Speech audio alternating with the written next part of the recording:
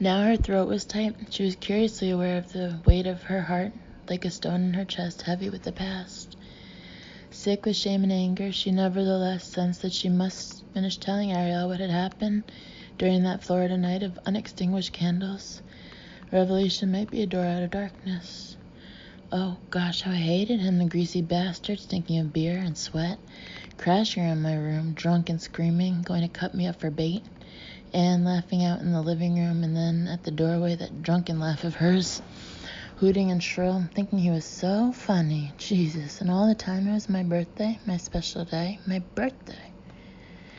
Tears might have come now if she had not spent a lifetime learning to repress them. And the palmetto all over me, frantic, scurrying up my back and into my hair. In the sticky, suffocating Key West heat, thunder had rattled in the window and sung in the bed springs, and cold blue reflections of lightning had fluttered like a dream fire across the painted wood floor. China almost screamed when the tropical cockroach, as big as her little girl hand, burrowed through her long hair, but fear of Waltz kept her silent. She endured as well when the beetle scuttled out of her hair, across her shoulder, down her slender arm to the floor, hoping that it would flee into the room, not daring to fling it away for fear that any movement she made would be heard by Waltz, in spite of the thunder, in spite of his shouted threats and curses, even over her mother's laughter. Side note, I don't know why she's explaining in such detail this story, because she already told Laura about it in such detail at the beginning. But I don't know if I don't remember it, because, I remember the story from when she told it to Laura, but I don't know if I remember it from her telling it to Ariel in such detail. Anyway. She endured as well when the beetle scuttled out of her hair, across her shoulder, down her slender arm to the floor, hoping that it would flee into the room, not daring to fling it away, for fear that any movement she made would be heard by Waltz, in spite of the thunder, in spite of his shouted threats and curses, even over her mother's laughter. But the palmetto scurried along her side to one of her bare feet and began to explore that end of her again, foot and ankle, calf and thigh. Then it crawled under one leg of her shorts into the cleft of her butt, antenna quivering. She had lain in a paralysis of terror, wanting only for the torment to end, for lightning to strike her, for God to take her away to somewhere better than this hateful world. Laughing, her mother had entered the room. "Jimmy, you nut, she's not here. She's gone outside along the beach somewhere like always." And Walt said, "Well, if she comes back, I'm going to cut her up for chum, I swear I am." Then he laughed and said, "Man, did you see her eyes? Christ, she was scared shitless." Yeah, and said she's a gutless little wuss. She'll be hiding out there for hours. I don't know when the hell she'll ever grow up. Walt said, "Sure doesn't take after her mother. You were born grown up, weren't you, baby?" "Listen, asshole," Ann said, "you pull any crap like that with me, I'm sure not gonna run like she did. I'll kick your balls so hard you'll have to change your name to Nancy." Waltz roared with laughter, and from under the bed, China saw her mother's bare feet approach Waltz's feet, and then her mother was giggling. Fat and obscene and agitated, the palmetto had crawled out from under the waistband of China's shorts and into the small of her back, moving toward her neck, and she had been unable to bear the thought of it in her hair again. Regardless of the consequence, she reached back as the beetle crossed her tube top and seized it. The thing twitched, squirmed in her hand, but she tightened her fist. Head turned to the side, peering from under the bed, China had still been gazing at her mother's bare feet. As flashes of lightning strobed the small room, a cloth swirled to the floor, a soft drift of yellow linen around Anne's slender ankles. Her blouse. She giggled drunkenly as her shorts slid down her tan legs, and she stepped out of them. In China's clenched hand, the angry beetle's legs had turned. Antenna quivered, ceaselessly seeking. Waltz kicked off his sandals, and one of them clattered to the edge of the bed in front of China's face, and she heard a zipper. Hard and cool and oily, the palmetto's small head rolled between two of China's fingers. Waltz's tattered jeans fell in a heap with a soft clink of the belt buckle. He and Anne had dropped onto the narrow bed, and the springs had twanged, and the weight had made the frame slats sag against China's shoulders and back, pinning her to the floor. Sighs, murmurs, urgent encouragements, groans, breathless gasps, and coarse animal grunting. China had heard it on other nights in Key West and elsewhere, but always before through walls from rooms next door. She didn't really know what it meant, and she didn't want to know, because she sensed that this knowledge would bring new dangers with which she wasn't equipped to deal. Whatever her mother and Waltz were doing above her was both frightening and deeply sad, full of terrible meaning, no less strange or less powerful than the thunder breaking up the sky above the gulf and the lightning thrown out of heaven into the earth. China had closed her eyes against the lightning and the sight of the discarded clothes. She strove to shut out the smell of dust and mildew and beer and sweat and her mother's scented bath soap. And she imagined that her ears were packed full of wax that muffled the thunder and the drumming of the rain on the roof and the sounds of Anne with Waltz. As fiercely clenched as she was, she ought to have been able to squeeze herself into a safe state of insensate patience, or even through a magical portal into the wildwood. She had been less than half successful, however, because Waltz had rocked the narrow bed so forcefully that China consciously had to time her breathing to the rhythm he established. When the frame slats swagged down with the full thrust of his weight, they pressed China so hard against the bare wood floor that her chest ached and her lungs couldn't expand. She could inhale only when he lifted up, and when he bore down, he virtually forced her to exhale. It went on for what seemed to be a long time, and when at last it was over, China lay shivering and sweat-soaked, numb with terror and desperate to forget what she had heard, surprised that the breath hadn't been crushed out of her forever, and that her heart had not burst. In her hand was what remained of the large palmetto beetle, which she had unwittingly crushed. Ichor, ICHR, oozed between her fingers, a disgusting slime that might have been vaguely warm when first it had gushed from the beetle, but was now cool, and her stomach rolled with nausea at the alien texture of the stuff. After a while, following a spate of murmurs and soft laughter, Anne had gotten off the bed, snatched up her clothes, and gone down the hall to the bathroom. As the bathroom door closed, Walt switched on a small nightstand lamp, shifted his weight on the bed, and leaned over the side. His face appeared upside down in front of China. The light was behind him, and his face was shadowed but for a dark glitter in his eyes. He smiled at her and said, "How's the birthday, girl?" China was unable to speak or move, and she half believed that the wetness in her hand was a bloody hunk of chum. She knew that Woltz would chop her up for having heard him with her mother, chop her to pieces and put her in bait buckets and take her out to sea for the sharks. Instead, he'd gotten out of bed, and from her perspective, once more just a pair of feet. He had squirmed into his jeans, put on his sandals, and left the room. In Edgeler Vest's cellar, thousands of miles and 18 years from that night in Key West, China saw that Ariel at last seemed to be staring at the power drill rather than through it. "I don't know how long I stayed under the bed," she continued. "Maybe a few minutes, maybe an hour. I heard him and my mother in the kitchen again, getting another bottle of beer, fixing another vodka with lemonade for her, talking and laughing, and there was something in her laugh, a dirty little snicker. And I'm not sure, but something made me think she knew I'd been hiding under there.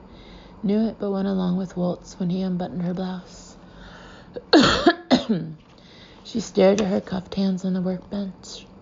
She could feel the beetle's ICHR, as if it were even now oozing between her fingers. When she had crushed the insect, she had also crushed what remained of her own fragile innocence and all hope of being a daughter to her mother, though after that night she had still needed years to understand as much. I have no memory at all of how I left the cottage, maybe through the front door, maybe through a window. But the next thing I knew, I was on the beach in the storm. I went to the edge of the water and washed my hands in the surf. The breakers weren't huge, they seldom are there, except in a hurricane. And this was only a tropical storm, almost windless, the heavy rain coming straight down.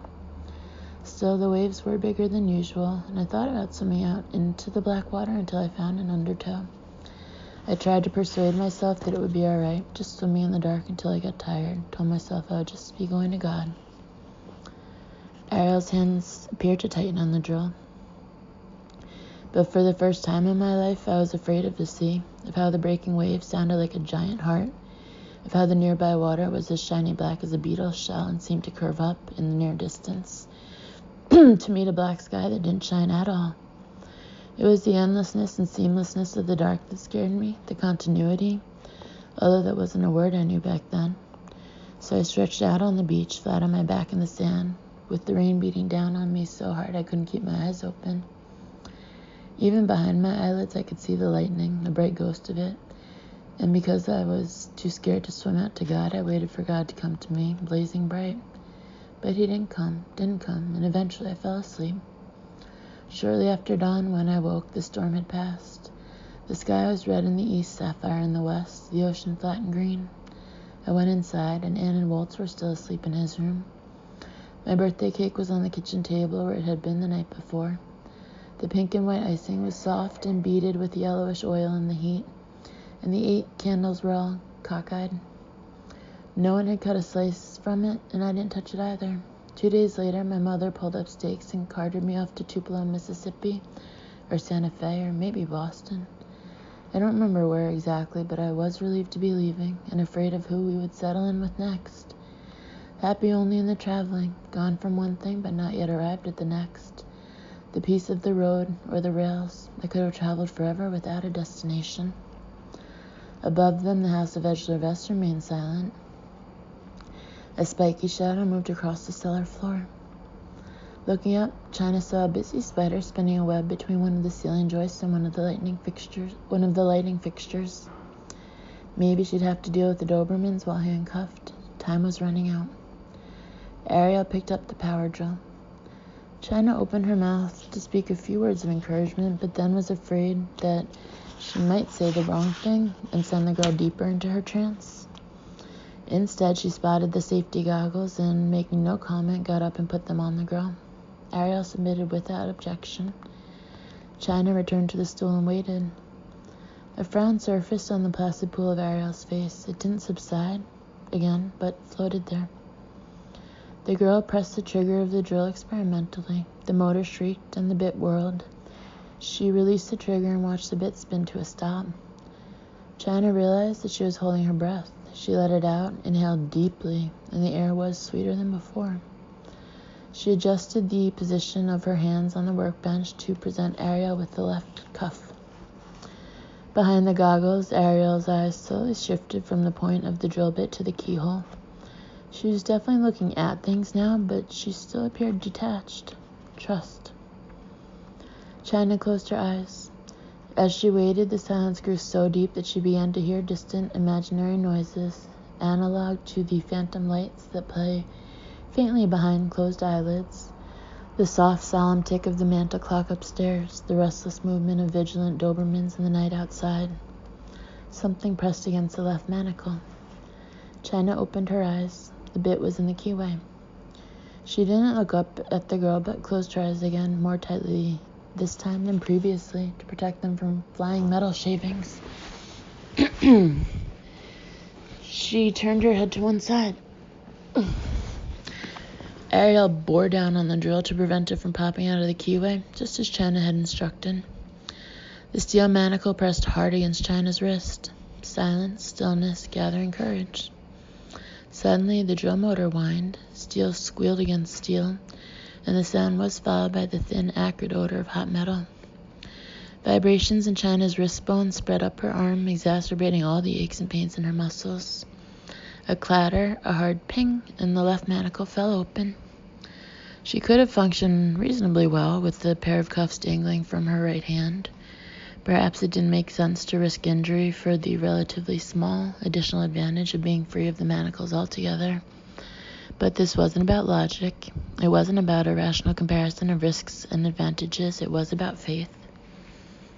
The bit clicked against the keyway as it was inserted into the right manacle. The drill shrieked and the steel jittered, spun against steel. A spray of tiny shavings spattered across the side of China's face and the lock cracked. Ariel released the trigger and lifted the drill away.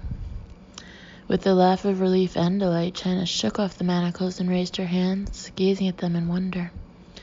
Both of her wrists were abraded, actually raw and seeping in places, but that pain was less severe than many others that afflicted her, and no pain could diminish the exhilaration of being free at last. As if not sure what to do next, Ariel stood with the drill in both hands. China took the tool and set it aside on the workbench. "Thank you, honey. That was terrific. You did great, really great. You were perfect." The girl's arms hung at her sides again, and her delicate pale hands were no longer hooked like claws, but were as slack as those of a sleeper. China slipped the goggles off Ariel's head, and they made eye contact, real contact. China saw the girl who lived behind the lovely face, the true girl inside the safe fortress of the skull, where Edgeler Vest could get at her only with tremendous effort, if ever. Then, in an instant, Ariel's gaze traveled from this world to the sanctuary of her elsewhere. China said no, because she didn't want to lose the girl whom she had so briefly glimpsed. She put her arms around Ariel and held her tight and said, "Come back, honey, it's okay. Come back to me, talk to me." But Ariel did not come back. After pulling herself completely into the world of Edgeler Vest long enough to drill out the locks on the manacles, she had exhausted her courage. "Okay, I don't blame you. We're not out of here yet," China said, "but now we only have the dogs to worry about." Though still living in a far realm, Ariel allowed China to take her hand and lead her to the stairs. "We can handle a bunch of damn dogs, kid. Better believe it," China said, though she was not sure if she believed it herself. Free of manacles and shackles, no longer carrying a chair on her back, with a stomach full of coffee cake, and with a gloriously empty bladder, she had nothing to think about except the dogs. Halfway up the stairs toward the laundry room, she remembered something that she had seen earlier. It had been puzzling then, but it was clear now, and vitally important. Wait here," she told Ariel, and pressed the girl's limp hand around the railing. She plunged back down the stairs, went to the metal cabinets, and pulled open the door behind which she had seen the strange pads, trailing black leather straps with chrome-plated buckles. She pulled them out, scattering them on the floor around her until the cabinet was empty.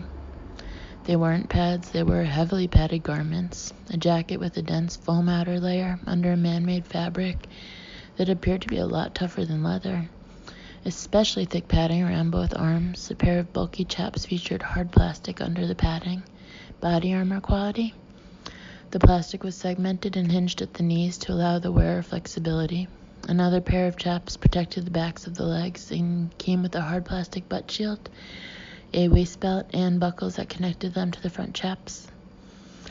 Behind the garments were gloves and an odd padded helmet with a clear plexiglass face shield. She also found a vest that was labeled Kevlar, which looked exactly like the bulletproof garments worn by members of police SWAT teams. A few small tears marred the garments, and in many places other rips had been sewn shut with black thread as heavy as fishing line. She recognized the same neat stitches that she had seen in the young hitchhiker's lips and eyelids. Here and there in the padding were unrepaired punctures, tooth marks. This was the protective gear that Vest wore when he worked with the Dobermans. Apparently he layered on enough padding and armor to walk safely through a pride of hungry lions. For a man who liked to take risks, who believed in living life on the edge, he seemed to take excessive precautions when putting his pack of Dobermans through their training sessions. Vest's extraordinary safeguards told China everything that she needed to know about the savagery of the dogs.